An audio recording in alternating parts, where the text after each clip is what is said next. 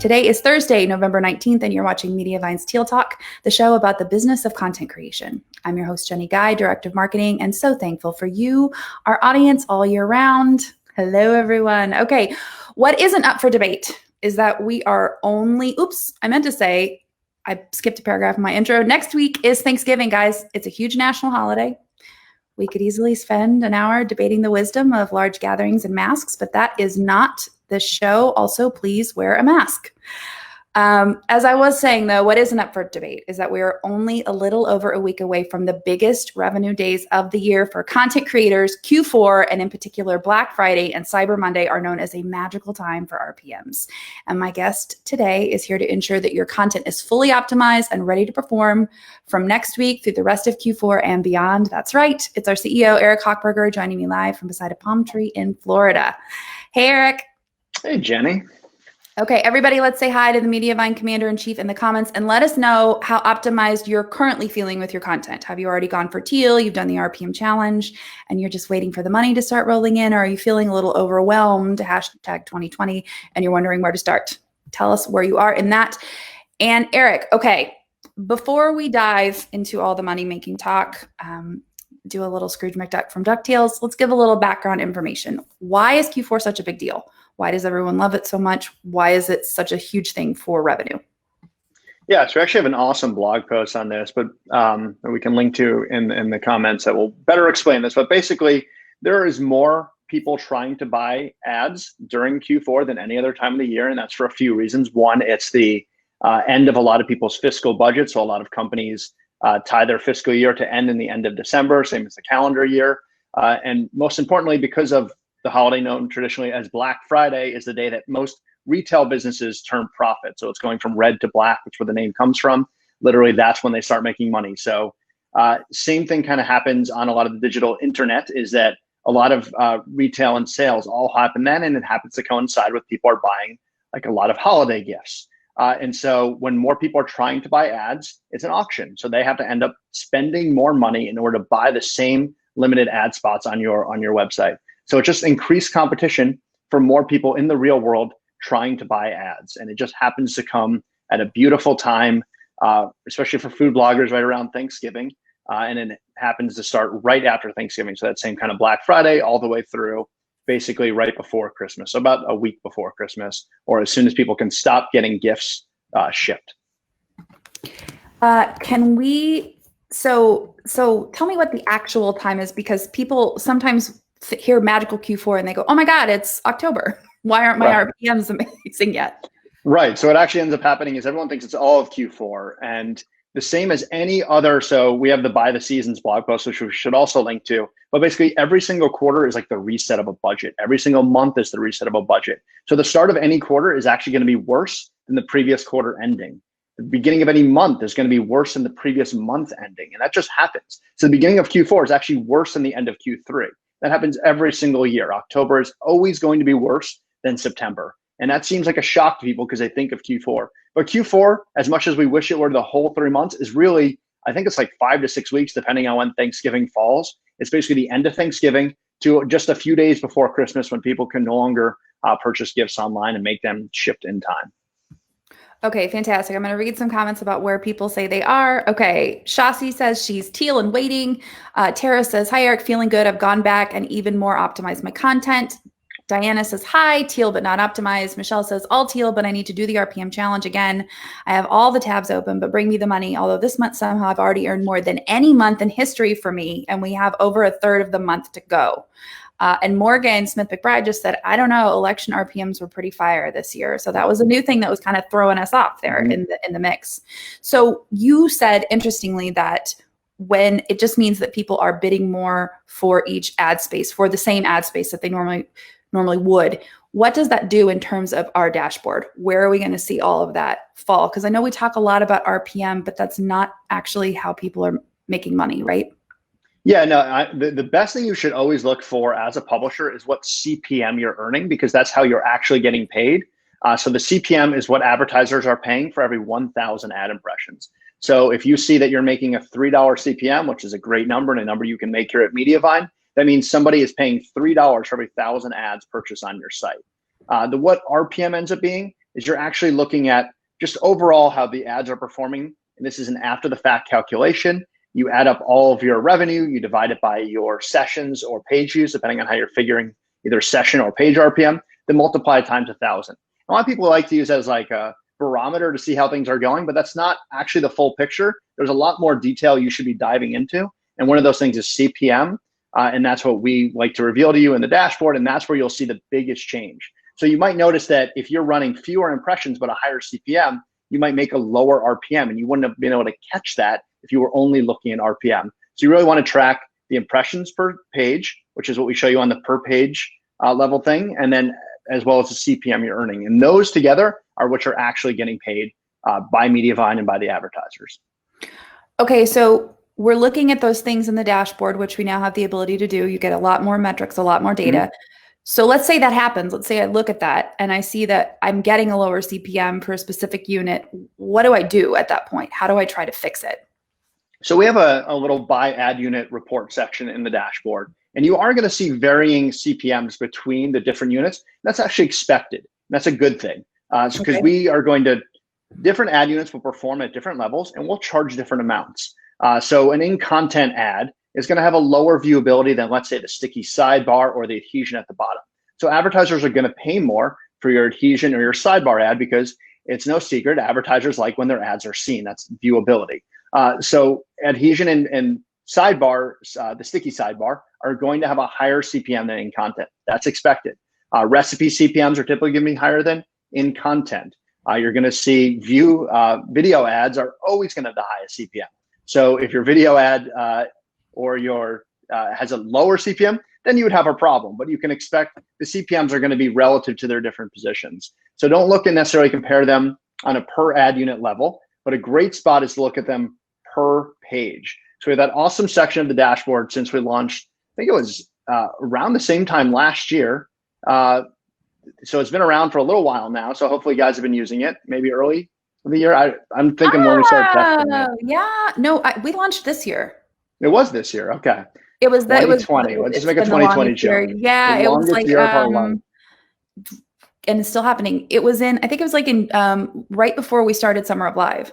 So then this is awesome. This is the first Q4 to use it. So I should have led with that. So you should be using that page RPM, because what that's going to show you, or the per page, not just RPM, but CPM and impressions per page. That's where you can really dive down and see, okay, this post is underperforming or overperforming. If it has a lower CPM, that might just be due to the traffic that's coming to it. So remember, different traffic is also going to be worth different amounts. So a user that comes from Google might be more valuable than a user that comes through Pinterest or Facebook. And that's pretty common.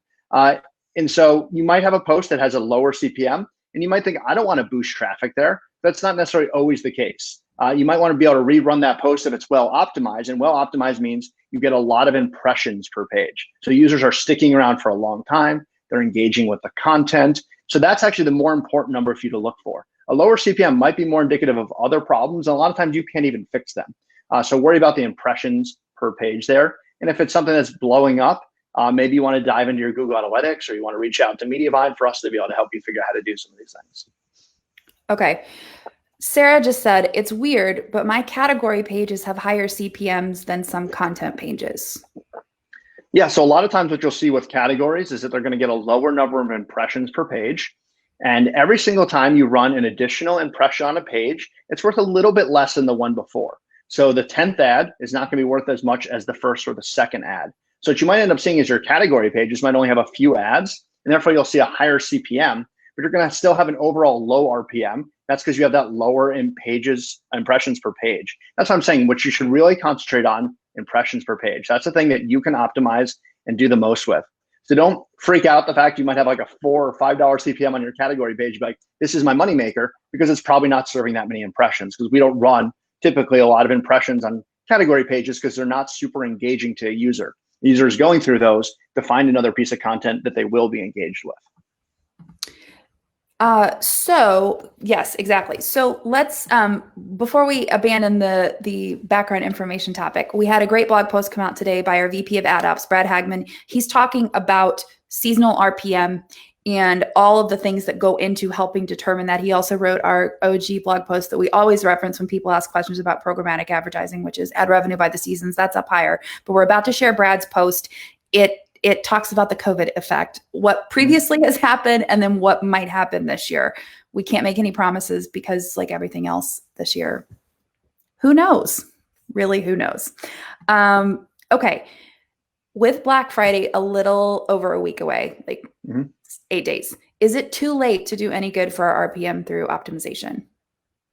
Well, I think definitely not. This is the best time you can be doing it. And there's still plenty of time with a week left. I'm sure you're busy probably preparing for your Thanksgiving feast, however you may be celebrating it this year. But I would still say it is worth your time right now to prepare your top posts. Where would you focus your energies and how would you determine that?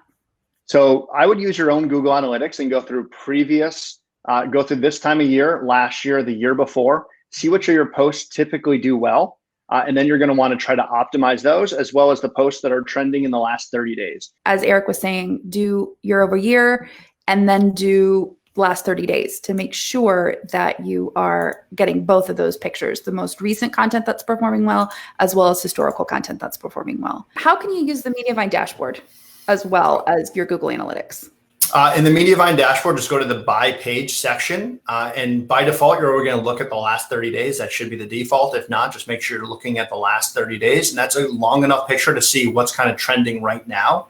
And again, it's automatically going to be sorted and based on number of page views that those pages are getting. So that's a great place to start. Look at your top 10, top 20, top 30 if you have time, spots to see where to optimize. Anything that's been doing well in the last 30 days, chances are you have another probably week or two of those doing well.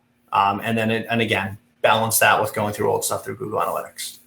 And while that's happening, yes, Black Friday and Cyber Monday, which according to all the predictions is supposed to be the biggest Cyber Monday ever because no one's going anywhere. It would be a good idea then at this point to then go from that then to optimizing into December, correct? Finding all of your Christmas, Kwanzaa, Hanukkah content, yes? If you have time to do all that in this upcoming week, 100%. Go start going, not just November, but going through everything that trended well in December as well. Absolutely. Finish up this whole year strong. Because again, remember, it's not just Black Friday, Cyber Monday, and the goofy retargeting Tuesday that our industry came up with. You don't just want those 3 days. You want straight through, remember, to right before Christmas. So okay. December. Sorry, Julia just put a really funny comment in, and retargeting Tuesday. That's a thing. It's Giving Tuesday. Everyone, gross. Gross. Thank Criteo for the retargeting Tuesday. I think they're the ones. Okay, Morgan Smith McBride said, if I have a popular post with a way lower RPM, I have found to check the page speed. Sometimes you get, if it's low, you get a way lower RPM, and once you fix the speed, the RPM jumps up. Eric, I've just opened a huge door for you, and your eyes. Yeah, no, I love talking page speed. So one of the things that you're going to see a ton of times, this will be a publisher will run like an Amazon widget on one post and not on other posts, and they wonder why that one is slower. They may have some influencer marketing companies that have given them retargeting pixels. Anytime you are running JavaScript, third-party JavaScript, I've seen when you use like literally the JavaScript to load up the Gum. I can't remember the name. Not Gum. I love you, Gum. Gumroad. Gumroad is the one that slows down sites. You never know what you might have on an individual post. When you have third-party JavaScript on the page, it's going to slow it down. How do I check for that? How do I find out? So that's why we always encourage you when you're running page speed insights to run it on individual pages. Never run it on your home page. And a great place to start is always with your top 10. And run it on a variety of your posts. If you see something trending, that's a great tip. Run the page speed insights to see if there's anything wrong with that page in terms of page speed. Because if you're getting 90s everywhere else because you happen to be running Trellis, and then you have another page that's not hitting a 90, that could be a very big bearing on what's going to happen with your viewability and your ad performance in general. That can have a big impact. Okay, we've got some comments. First of all, Steve, one of our co-founders here at Mediavine, also did not know that Retargeting Tuesday was a thing and finds it as hilarious and repellent as I do. Julia Jordan said, I like the Mediavine dashboard better than analytics. Can you make Google change it? Eric. Sure. Yeah. Give him a call, well, Mr. Google. Mr. I've got him on speed dial. Mr. Google. tell us something very exciting did happen with Google this week and our relationship with them. So I would love to talk about that for a hot second. Yeah, no, it's an awesome chance to celebrate our team and our publishers win. That we had the Google Certified Publishing Partner Summit. So the GCPP program, as we call it, is basically the most elite of Google's channel partner program. So it's the top earning monetization partners for Google, the people that help them basically make money through offering services like Mediavine does to publishers. So GCPP, already an elite program as is. And Mediavine for the second year in a row was the most award winning. So they give away awards, one of which is for whoever has the top health score. And so health score monitors basically how we're doing as a partner. What's the quality of our inventory? What's our viewability like? What's page speed like? They're monitoring everything they can to see how well that our publishers are doing. And Mediavine scored a perfect score every single week that it was being measured in 2020. We were the only partner to do that. So we took home that prize. In addition to that, there was 3 categories that you could nominate yourself for. And we nominate ourselves for the DEI driver, diversity, equity, and inclusiveness. And we have been doing some pretty amazing things here, and not just at Mediavine, but within the community at large through our We Stand With You PSA, as well as everything we've done to try to bring equity up. Am I freezing again? Diversity and inclusion. Okay, great. To our teams as well internally. And so we were really proud that we won that award as well. So those are 2 unbelievable awards that Google has bestowed upon us. So we're really excited to be the most award winning. And again, we couldn't have done that without not just our amazing team, but our publishers. It's you guys listening to lives like this, following this advice is why we're outperforming the competition. And it is everyone that you can think of on the internet that would be the top at their game is in this program. So we're not just beating the people that aren't in this program, but now the people in the program. So that's unbelievable. And that's a testament to all of us.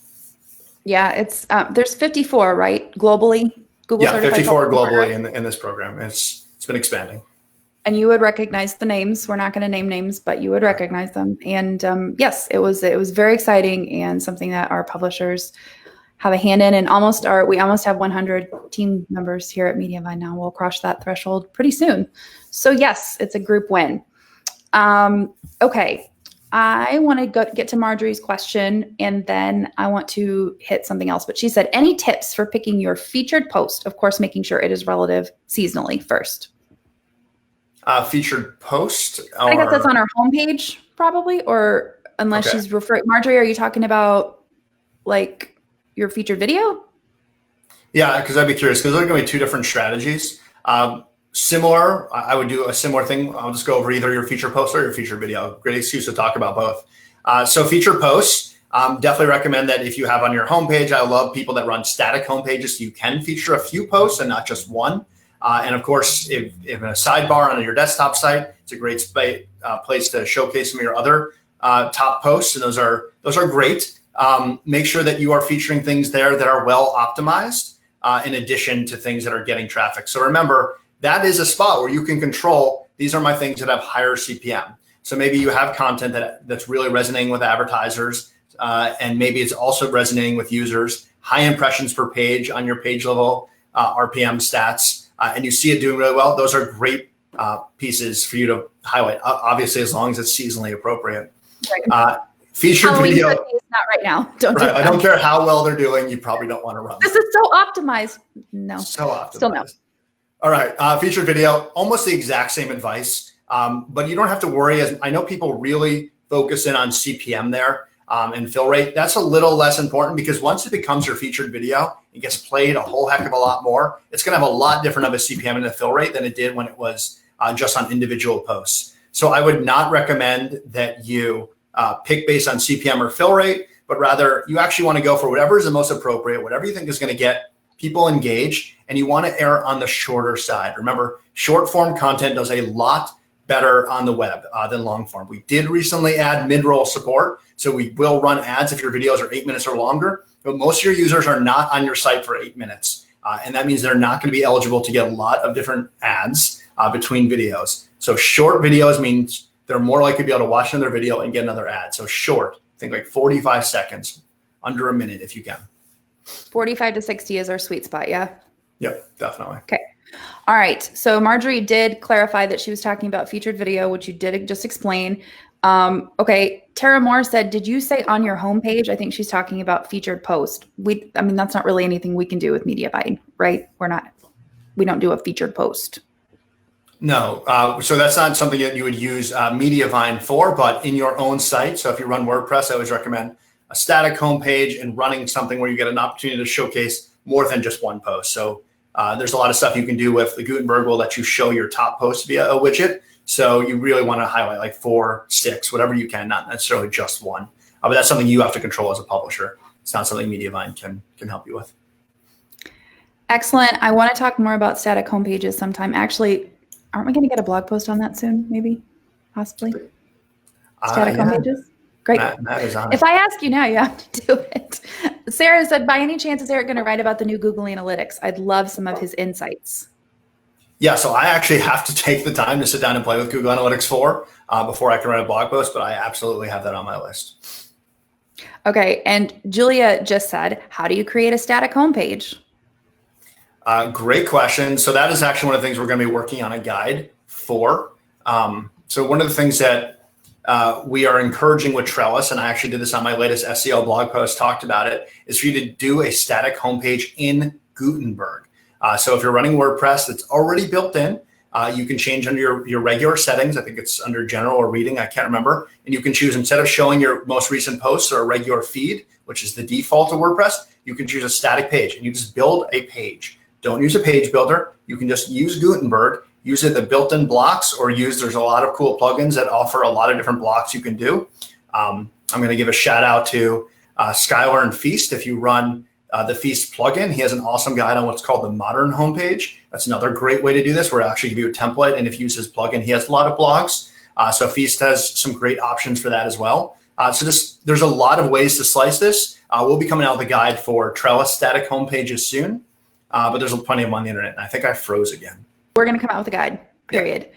Michelle Price says, are you recommending that we all move to Google Analytics or hold off a bit until it's not quite as new? Yes, she knows it's been months.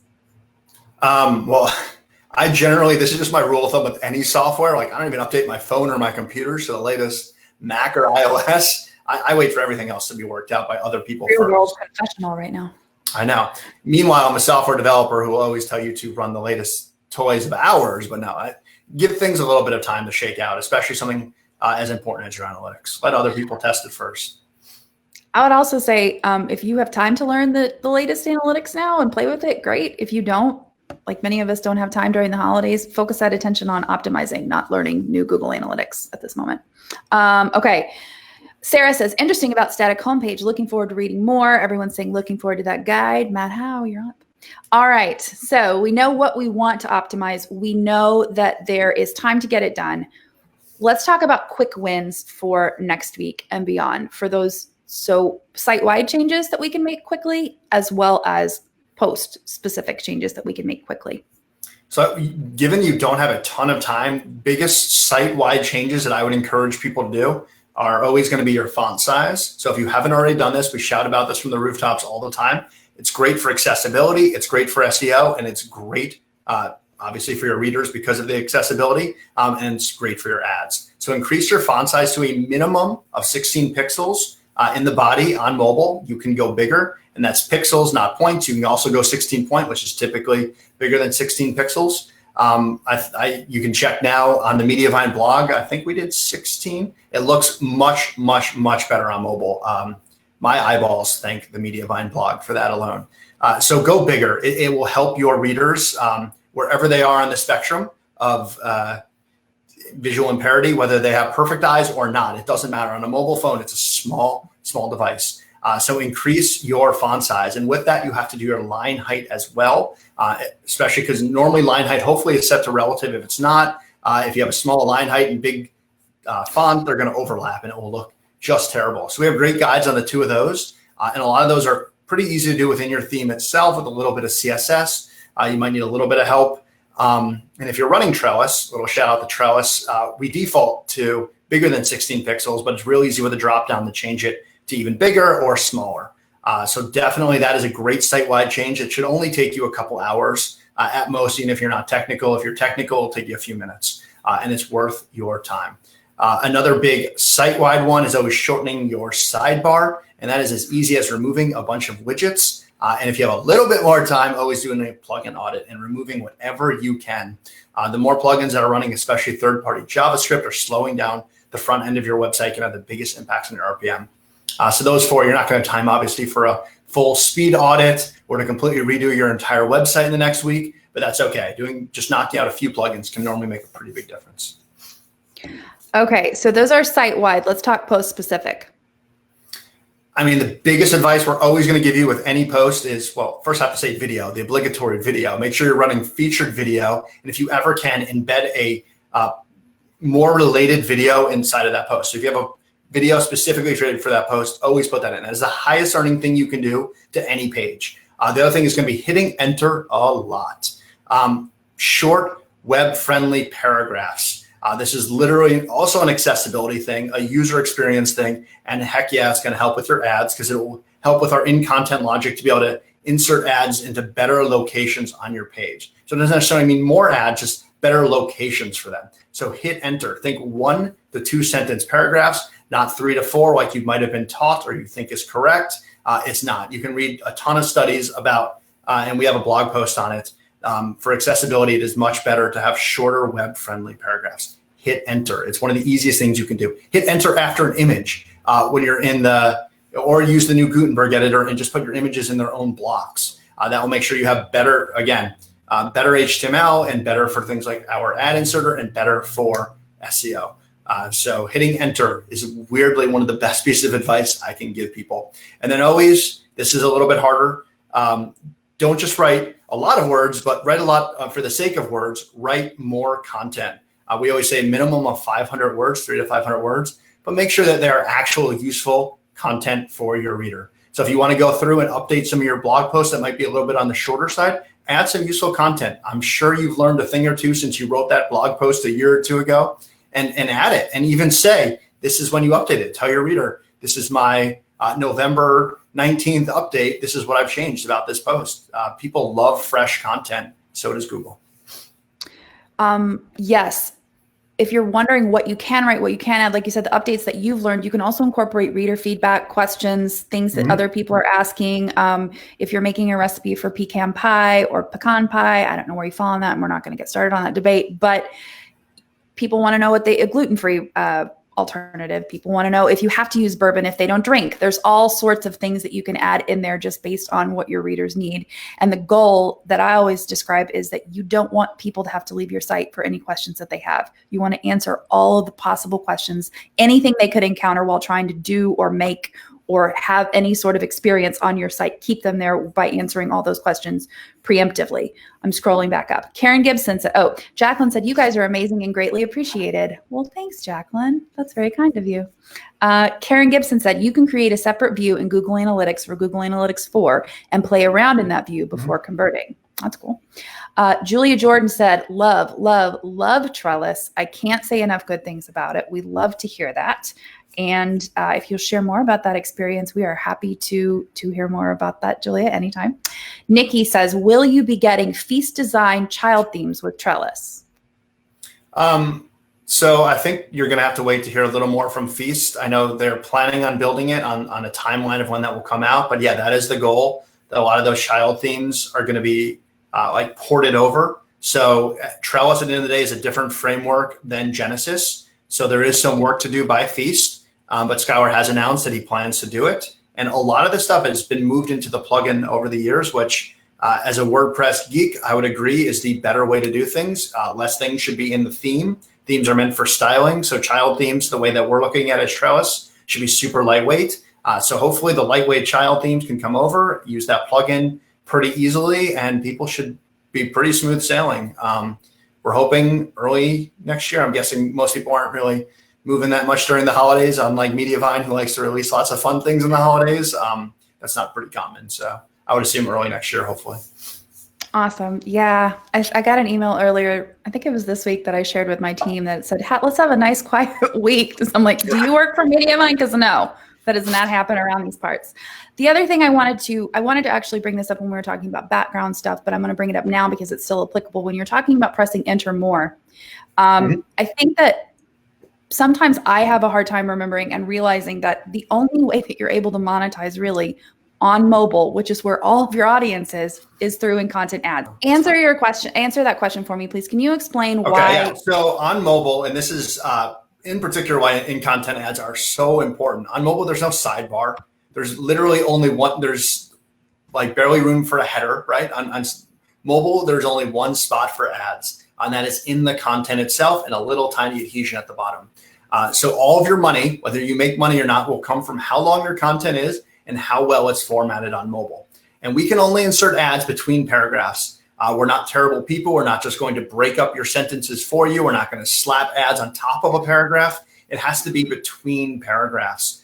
So hitting enter makes another opportunity for an ad to come in. Remember, we don't just insert ads every few paragraphs. So it doesn't mean you're necessarily going to get more. We use the CBA, or the Coalition for Better Ad Standards. So we're going to measure it based upon what's called density, basically. And you choose that in the settings of your dashboard. You choose how often we'll insert it. So we're not going to insert necessarily more ads because you hit enter more often. You're going to have more opportunities though. So it's not going to overload your site with ads. It's actually going to make it more balanced where the ads appear. Hitting enter will be a better user experience and better ad performance. Okay, let's talk a little bit about those settings, those in-content settings for a second. Mm-hmm. And I know that and with the disclaimer that it's up to that the reason why those settings are in there is because we believe that every publisher knows the best way for their audience and the right balance. But talk about what the settings are, because I think sometimes people think, oh my God, if I turn it on high density for the in-content ads, I'll be out in violation. I'll be overloading. So talk about that for a second, please. So we err on a very cautious side, even in the way that we're calculating that density. So if you go with the maximum, which is 30%, you're still not going to get flagged by Google for having too many ads. That's not a concern, because as long as you're running our content logic and you're not putting manual content hints yourself, you're in a pretty good place with Mediavine. You don't have to worry about those things. So running 30% is not a problem. That is literally a study that Google found is an appropriate number of ads. Anything 30 or under does not upset users.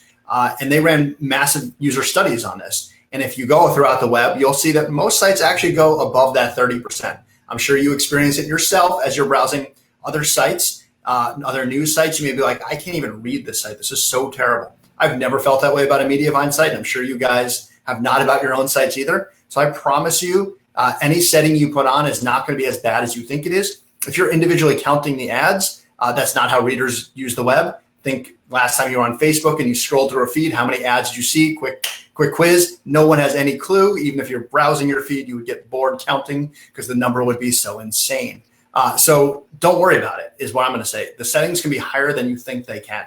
That's why our default, I think, is 28%.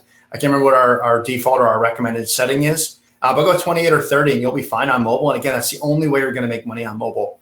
Desktop is a little less aggressive, our default, and you don't necessarily need to go significantly higher. There's money to be made on other spots on desktop, and desktop ads pay more than mobile ads anyway. So if you want to run a lower percentage there, you're A-okay.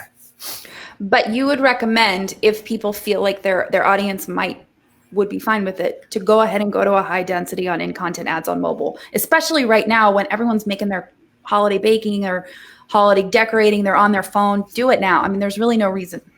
You're not going to be in trouble. I can guarantee if you track your bounce rate, or your session duration, either of those things in Google Analytics, from when you make that change, you're not going to see a difference. I know everyone freaks out that this is going to ruin their user experience because they got one angry email from a user once. It's not. Try it. The Hollywood Gossip gets insane traffic, like just insane. And it runs every ad it can at Mediavine, has every setting cranked to the max, and gets a ton of organic traffic. It's not a fear, because I promise you the most aggressive you can get at Mediavine is still less aggressive than most of the web runs its ads. Love all of that. Okay, I'm going to go to user questions in just a second, but there was one more thing. You were talking about shortening the sidebar. And I think this is sometimes difficult because there are a lot of things there that bloggers, we feel like we have to have. And sometimes we don't necessarily know that users are interacting with it. We just think they are. So if you're ever wondering that, we have an awesome post. Our director of support, Heather, is incredible at talking about making business decisions based on data. And so figuring out exactly what people are actually interacting with in your sidebar and then what you can ditch. If they're not using it, then it doesn't need to be there. You're just throwing money away that it's sitting there in your sidebar for no reason. So that's just that. Okay, question. Marjorie said, do ads and gift guides generally do well? So even if you don't sell anything, at least you get ad revenue?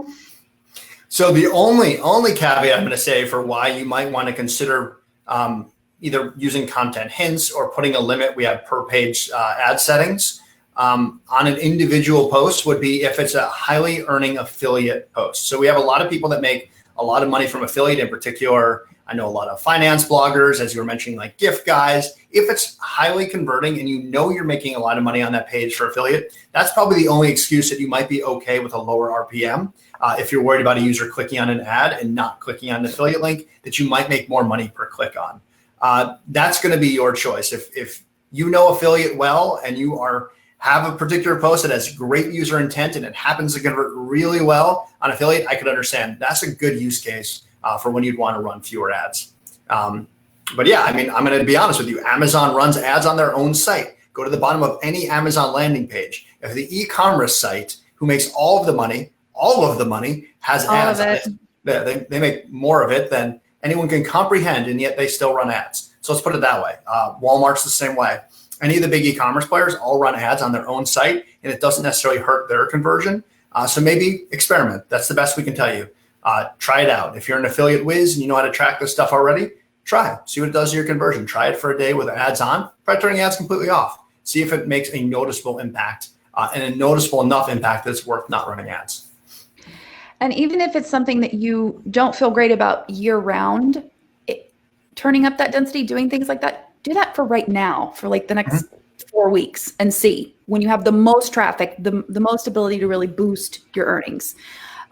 Marjorie said, yes, you guys are awesome. Thanks, Marjorie. I think that my 5-year-old niece is watching on her mom's phone because she wrote pumpkin in the comments. So really very astute. Sarah said, I love that, Jenny. Keep them on your site by answering all their questions preemptively. Rose said from our support team, I happily run max settings on my own site without reader complaints. Bloggers deserve to be paid for our time, expertise, and talent. Amen. Michelle Price says, apparently I'm off to go change my mobile right now. Sarah said, how do you define, quote, insane traffic? Can you give us a peek at the Hollywood gossip numbers? If I could remember them at this given moment. Steve's watching. Steve will give you a good number. I know we sometimes have up to 30 million page views. Page views are a weird one to measure, but the Hollywood gossip gets a lot of them, a lot more than they get per session. So we get a high page per session just because we encourage readers to keep reading. It's that kind of content. It's not necessarily that one and done from Pinterest. People are coming and we're real easy to get them onto that next article. And before you know it, they've read. I've got to know what else those Duggars are up to. It's important. Exactly. Okay. Andrea says, this is a good question. I'm really glad she's asking it.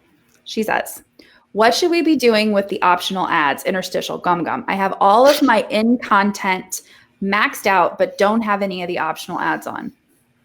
Yeah, no, that's a great question. So right now, I think Gum, a lot of people like to run them just during Q4. So Gum in-image ads do really well with direct sold campaigns. And the way direct sales works is traditionally, and they also do a lot of programmatic, not to say Gum doesn't also do both. But in Q4, they happen to earn a disproportionately higher number. They're like almost always sold out. So it's a really good time to turn an image on. You might see like a $3 or $4 RPM boost is something that I think Nicole is from our direct VP of support is the one who I think wrote that blog post. I don't know. Check that blog post or that message out. I think it's $3 to $4 RPM boost. So try Gum. Give it a day or two. See what it does to your RPM. You may be pleasantly surprised. You don't have to run it all year long if you don't want to. Gum would love for you to, but try it out during Q4 and see how it does. Interstitial, though, is a little bit different because it has a ramp-up period.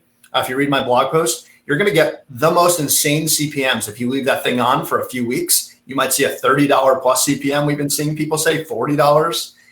But remember, you're only going to be eligible to show an interstitial if a user clicks on an additional page. And that's because that's to Google search standards. So these are SEO-friendly mobile interstitials, which means they don't appear when a user first gets to your page. They have to go to another page. Which means if you have something that is Pinterest traffic and everyone is one and done, it might not earn you that much money. But if you can encourage your users to click on a second page view, that interstitial will pay for itself and get a several dollar RPM boost as well. And then, sorry, you keep going. No, you go. You're the CEO. You know more than me. No, you, please. What I was just going to say is that wanting people to stay on your site and increasing that duration is something you should always go for. And that one of the things when you're looking at optimizing that existing content is to include new links and really beef up that interlinking, which Eric, I mean, that is most of the SEO strategy in a nutshell, is just really linked to yourself. Will you talk about that for a hot second? Yeah, so internal links, so just in the text itself, is a great way to get users to consume more content. Another trick I see a lot of bloggers do, and we took this into account with the Grow.me recommended content, is inserting recommended content before the recipe card or before your how-to guide. And that's just because a lot of times readers get to your recipe card and then never continue reading. They never scroll past that. So you might have lost your chance to get a second page view out of them. So think about ways to get people to consume a second page view, maybe before they get to that recipe card. There's a lot of creative ways. So I know it's a struggle if you're a food blogger or a craft blogger and getting your traffic from Pinterest. That traffic is just very tough to convince to read another article, but you got to get creative. And then, of course, there's celebrity gossip bloggers like the Hollywood Gossip that it's a little bit easier, and we recognize that. And speaking of that, 7 to 10 million monthly million sessions and 15 to 20 monthly million page views for the Hollywood Gossip, nice. Which everyone says is completely insane and crazy. My niece is now having a conversation with other people in the comments. Hi, Jackie. All right, gonna go down.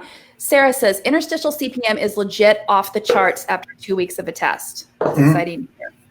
Michelle says, I think I gave up too soon on interstitial, but with the new inline related stuff via Grow, in addition to interlinking, should improve that performance as well, right? Speaking of which, what a great segue into something we were wanting to talk about anyway. What is Grow.me and why isn't everybody running it yet?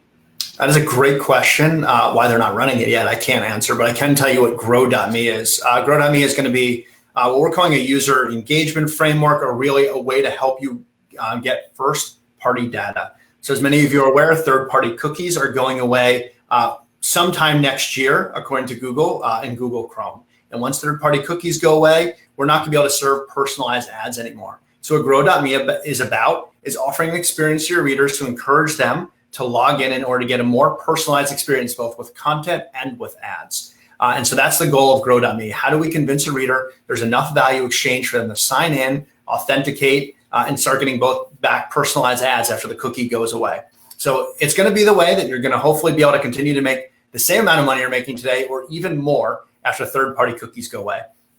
But even aside from all that, right now, we should also mention Safari already blocks cookies. So anyone who's on an iPhone or an Apple device no longer isn't even getting personalized ads on your site as is because of their aggressive, what's called ITP, Intelligent Tracking Protection. And it's even come to Safari desktop. And it's super aggressive at stopping personalized ads. But guess what? Grow.me plays by the rules. It's a privacy compliant way of getting readers to agree very explicitly, saying, hey, sign in. We're going to serve you personalized content and ads. They say yes. And that is Safari compliant today. You can start earning more money from Safari today by running Grow.me and in the future on Chrome.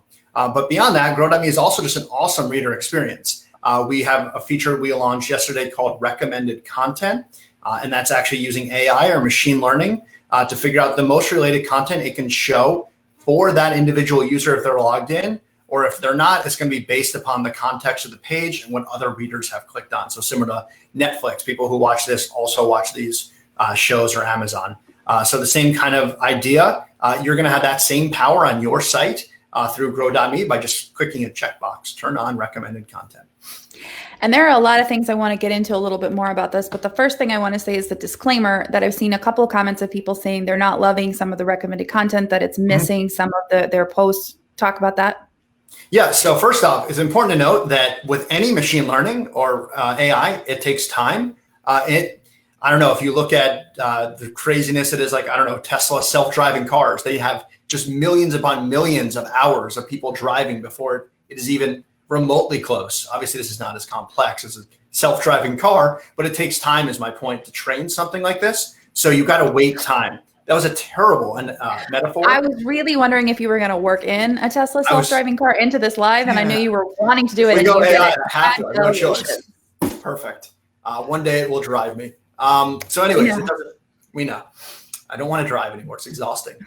So anyways, the point is it's going to take time for it to learn your site and most importantly, what your readers are clicking on. So yeah, it might really suggest some silly things at the beginning. And I should note that we're working on better filtering. I know right now, like a lot of categories are showing up and that's not necessarily ideal. We'd rather be recommending articles. Articles perform better. And that's probably what the user will make you more money if they click on. So we are working on it on our end. In addition to, it's just going to take time. Same as the interstitial took time to make you more money. And I promise you it does. Same thing with this. It's going to take time and it will get better over time on your site. Okay, we've got so many Grow.me things. Everyone, please, we've got also one of the questions is that people are wanting to see sites that are running Grow.me. So if you are running Grow.me, drop a link to your site in so people can see it. Take a look at this. Shashi says, I love the placement of the recommended content in Grow.me. Teresa says, speaking of second page views, I've seen a little more of them clicking once I activated recommended posts yesterday. That is nice. Tara Moore says, I love it. Michelle is always here to help me segue. What would I do without you? Lizzie says, does Grow.me affect page speed? So right now it's actually, because you're running it exclusively for Mediavine publishers, it's behind our optimize for page speed settings. So as long as you're running the optimize for page speed settings at Mediavine, it will not impact your initial page load. And then we're working super aggressively on Grow.me speed tweaks. So it uses a lot of modern web development to make sure it's only loaded as needed. So it's lazy loading to the max. It lazy loads itself as it's needed. So the laziest, a literal laziest. The laziest code you can imagine. No, but seriously, it's we want to fire it, but we can't. Right. Exactly. So no, if it is impacting your page speed today, let us know. First off, turn on the optimized page speed right away if you aren't already doing it for your Mediavine ads, both desktop and mobile. If it yells at you, you might want to email in to check on your sidebar. If your sidebar ads go away, but that's about it for optimize for desktop. Optimize for mobile, 100% run it, no impact, but also run desktop. And then it should not impact your page speed, Grow.me. But again, we're going to be working on even more aggressive page speed tweaks because it's a Mediavine product. Yes. Okay. Tara says, I enabled all of those last night. Shashi says, also love the search feature on Grow.me. Sarah says, y'all, that recommended content is a sexy feature. Beth, we are getting you example after example of sites running Grow.me right now. Okay. Andrea said, oh, so should we turn off the other recommended content widgets that we have? So recommended content widgets in general that are running through a plugin are notorious for slowing down your server. So remember in page speed, there's two sides. There's the front side and then your actual server speed. And there are super unoptimized ways of calculating things and not things that a server, your WordPress server should be doing. Our Grow.me servers, very good at doing this. Your WordPress server, not built for that. So if you're running a plugin, definitely consider removing that and switching over to Grow.me. It'll be significantly faster. And if you're running another third party that's running this on your site, like the way that Grow.me is, definitely consider switching to Grow.me. Ours is free and it's very fast and it's going to long-term help you make more money. So if you're a Mediavine publisher, how do you get Grow.me? So that's the awesome part. For Mediavine publishers, Grow.me is free. And while it's in beta, it's actually only for Mediavine publishers and it's right in your dashboard. You go into your dashboard under settings, there's a Grow. It's got our Grow logo and then you click on that and then there's literally just an enable. You just toggle it on and it's running on your site. And then you can turn on various settings right from there, click save, and they'll be live and instantly on your site. So recommended content is literally 2 clicks away and you could be running it today. Okay. Christy says, how can you track what people are clicking on the Grow.me recommended content widgets? Is there any way to see what people are clicking? So we are working on a Grow.me dashboard, but in the meantime, we use Google Analytics. So you'll see when someone clicks on something, it goes through our URL shortener and then it pops them on with a UTM code. Universal, or I think it's Urchin. I think it was from like before it was even Google Analytics, the product they bought, Urchin tracking. I think that's what it stands for. Who cares? UTM codes are basically how you send information to Google Analytics to say, this is the source of where it's from. So we pop those on. And so if you go under your traffic sources, I believe Grow is listed as a social network. And then you could see all the stuff that people are clicking on. In addition to that, there's also events that will fire. So you can see where people are clicking. On what pages and to where. So using a combination of traffic. What's that? This is just a hack for now. We're developing more. Yeah. And I should note, again, this is what you have to do right now. We always want to leave this on because Google Analytics is awesome for power users. So we don't want to take that away from power users. But we also want to give you a dashboard so that you don't have to dive into Google Analytics. The people that love the Mediavine Dashboard, they're going to love, obviously, the Grow.me dashboard. Same concept will be on there. And we're working on it. Teresa said, after activating recommended posts, I was able to get rid of another plugin. Dindo says, I love Grow.me. Hopefully updates in the future will include ability to resize the font and width. Also, the ability to disappear the share count button. Share count. So share count is already, so you can already set a minimum in your settings when the show counts. So we can get rid of the count for you. So if you don't like it showing your social counts, just set a really high number. I don't know, a gajillion, and you'll never have that many shares, and therefore the count will never show. You can already do that today. Sarah asked, how do we enable the recommended content in Grow.me? Another Sarah answered her, go into your dashboard to Grow.me beta, and it's a few toggle switches. Michelle says, Geek Alert, UTM equals Universal Transaction Monitor. I know I am that person who loves acronyms. You should meet Phil. Marissa says, when enabling recommended content in Grow.me, is there a way to opt out of the photos and only show text or links? Ooh, I don't know if that's currently an option, but as always, email in to grow@mediavine.com. We are literally, your feedback is what's driving this product. Nobody knows your audience as well as you. And this is entirely about your audience, this product. So email in. So turn it on now. Give us your feedback. Before we leave this topic, and I do have a couple more questions, but I want to just say, what else is on the roadmap for this right now? What's going on with Grow.me that is on our horizon, other than the amazing dashboard, which we do know is coming? So a big couple things coming to Grow.me are going to be, well, first, some really cool integrations with recipe card plugins, particularly one that Mediavine makes, Create, and we're hoping to then bring it to other plugins. So kind of becoming a little bit of your recipe box. And that one is really exciting, and in testing is doing unbelievably well. So we're excited. So people will be able to start saving recipes direct from your recipe cards to Grow, doing very well. We plan on doing integrations with Grow Social Pro. It's no coincidence the two have the same name. They're going to play very well together. They already do. Grow.me pulls in social counts from Grow Social, and they're going to work together in even better ways on the social side.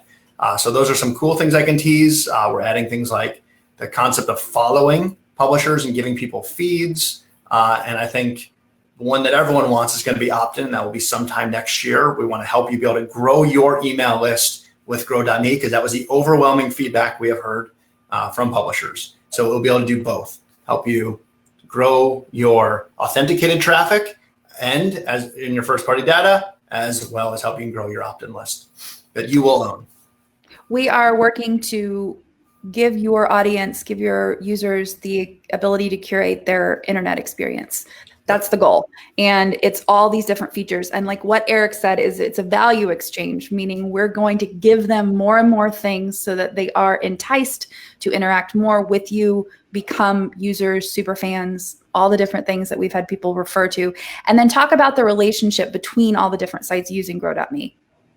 Yeah, so so something that we have to note is that a lot of the internet right now is going to be changing to what's called a free wall, which is going to be you're required to log in order to consume content. You already see this on sites like the New York Times.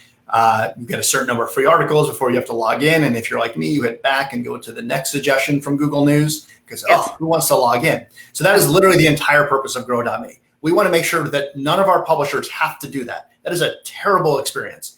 If we have to do it and you want to do it, we will help you do that, because that is unfortunately one of the ways you have to do this on the internet, especially for news sites. But if we can avoid it, we're going to avoid it at all costs. So what Grow.me has become is going to be what's called a single sign-on. So super easy to do. If you're on one site and you logged in with a Grow.me account and you go to the second site, hopefully with third-party cookies, you're automatically logged in. But when third-party cookies go away, you're going to have to re-log in. But guess what? It's going to be one click. You click, you pop through a Grow.me URL, and suddenly you come back and you're logged in. And it was this pretty seamless experience versus if every single site, all 8,000 Mediavine sites had their own login, that would be terrible for readers. So what we're trying to do is give them a seamless experience between all Mediavine sites and soon non-Mediavine sites, because Grow.me is going to be opening up beyond Mediavine. So a single sign-on for as much of the internet as we can have, that would be our goal, so that it is a better experience. Readers are incentivized to log in so that they get a better experience and not necessarily have to be forced to log in. So we want to make it a good value exchange. And we love that. And we're going to keep, and part of why we debuted this feature early is that we want the feedback from you, because you know your audience is better than anyone else. You know what's going to entice them, what they really want, what they've been asking for. And Grow.me is the ability to deliver that to them. So it's really exciting. Okay. Lori says, ooh, so glad y'all mentioned the recommended content feature. Had Grow.me enabled, but didn't know about that part. Gary Hild said, I came on late. Love Grow.me and the new recommended content for the interstitial ads. Is there some way to increase the impressions? I've only got less than 1% impressions. The CPM is great, but need more impressions. We agree. Eric, why is that not possible? So one thing I should note is we're also going to be adding a desktop version of the interstitial for people that want to run it. So you'll be able to choose, don't worry, if you want to enable the mobile or the desktop or both. So that will be able to increase your impressions somewhat by also adding in your desktop traffic.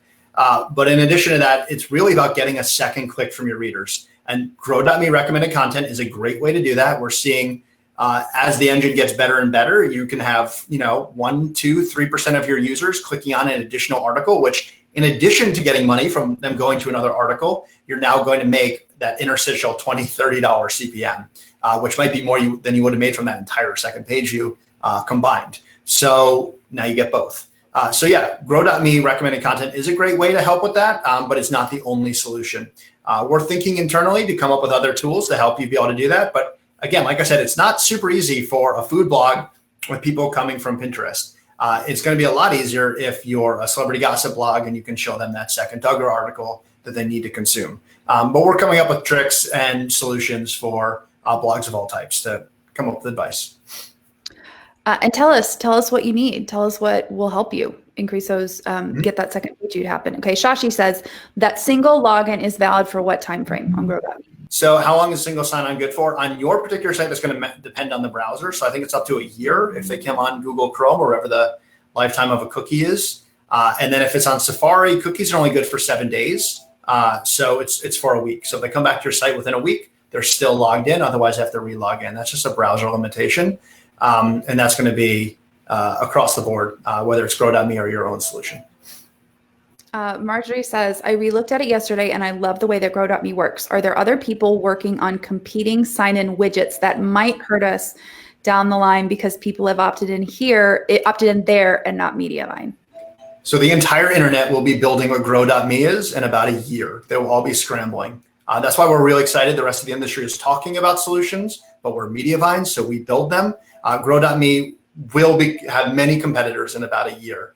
The good news is we're hoping, because we're building it now and not scrambling in the 11th hour like our industry loves to do, we're going to have a great user base and users are going to know and love Grow.me within a year's time, while the other ones are going to be, what is this new widget showing up?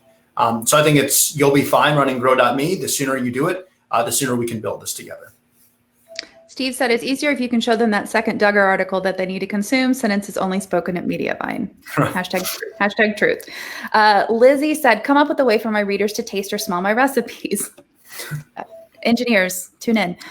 Sarah says, not going to lie, I've been telling my audience to not use Safari. Oh, that's the solution. I'm down. Cut right through the extraneous stuff. Don't use it.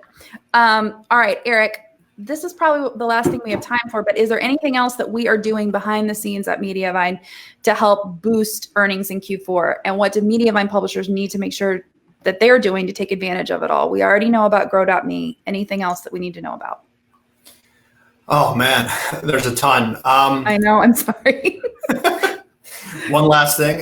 Again, I hate to just keep beating the video horse. Video is one of the best things you can do. We recently had a new version of Mediavine Control Panel that makes it a lot easier to integrate your featured playlists or your playlist that you custom create. Those are an awesome opportunity to be able to create, especially if you're a multi-niche blogger, you can create a playlist for each individual category and now show that through our WordPress plugin, Mediavine Control Panel, on those pages. And showing a user more related video is always going to be better. So that's an awesome new integration that is out. I think that came out last week. We'll have more news on that soon.